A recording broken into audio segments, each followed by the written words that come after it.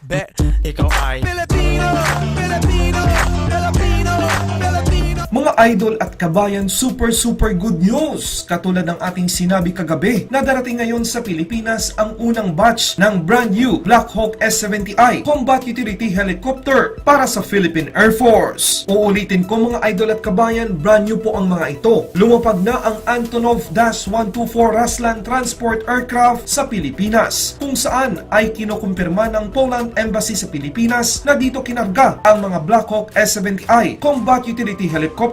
Wow na wow! Excited na ba kayo mga idol at kabayan? Ako, super excited na. Sa vlog na ito, ipapakita ko sa inyo ang flight history o status kung saan nanggaling ang AN-124 Ruslan Transport Aircraft bago ito dumating sa Pilipinas. Tara, i-like ang video at mag-subscribe. Matik na! Ayon sa Embahada ng Poland sa Pilipinas, ibinahagi ang impormasyon tungkol sa AN-124 Ruslan Transport Aircraft na nagdadala ng unang batch ng S-70I Black Hawk helicopter para sa Pilipinas. Ayon sa Embahada ng Poland, nagkaroon ito ng isang technical stop sa bansang Kuwait na inyong makikita sa larawan. Kagabi umalis na nga ang AN-124 Ruslan Transport Aircraft sa bansang Kuwait, ika-8 ng Nobyembre 2020 sa oras ng alas 9:30 ng gabi. Ayon sa mga impormasyon na ating nakalap, 5 S-70I Black Hawk Combat Utility Helicopter ang dala ng dambuhalang Antonov -124 Ruslan Transport Aircraft. Nakumpirma natin ang mga impormasyon na tumutugma ito sa flight history ng isang AN-124 Ruslan UR-A2072-ADB